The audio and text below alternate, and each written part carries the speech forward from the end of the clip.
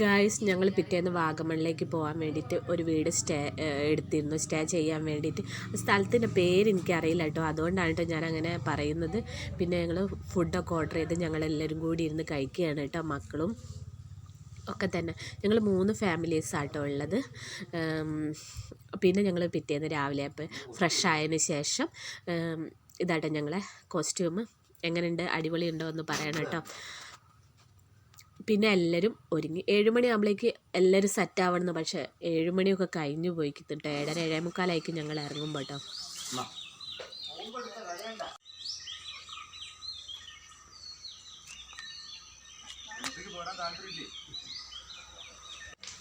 ഈ വീടാണ് കേട്ടോ ഞങ്ങൾ സ്റ്റേ ചെയ്തത്. ഇതൊരു ഫാമിലി ആയിട്ടോ. മക്കളൊക്കെ വണ്ടിയിൽ പോയിരുന്നു.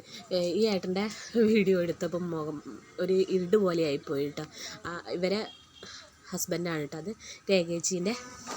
അങ്ങനെ പിന്നെ ഞങ്ങൾ റെസ്റ്റോറൻറ്റിൽ കയറി. സ്ഥലത്ത് കുഞ്ചിത്താണി അങ്ങനെ എന്താണ് വേദൂസ് പറയുകയാണ്, ഞങ്ങൾ വാഗമണിലേക്കാണ് അടുത്തത് പോകുന്നതെന്ന് കേട്ടോ.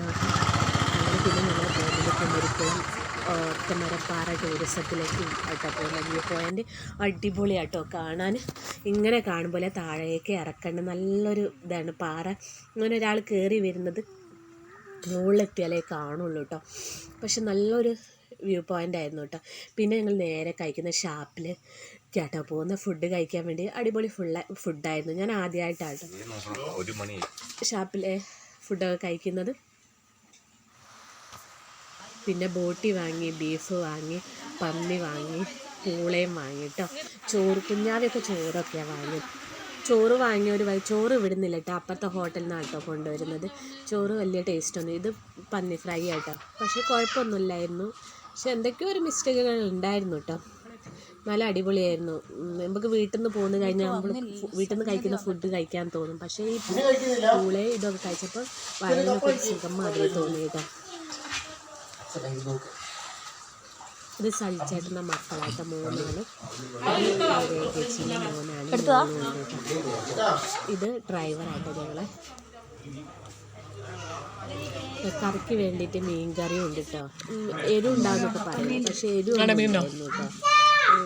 അങ്ങനെ പറയാൻ മാത്രം എരിവൊന്നുമില്ല. ചോറ് അത്ര ശരിയായില്ല എന്ന് പറഞ്ഞു. പിന്നെ അടുത്ത വീഡിയോ കാണാം.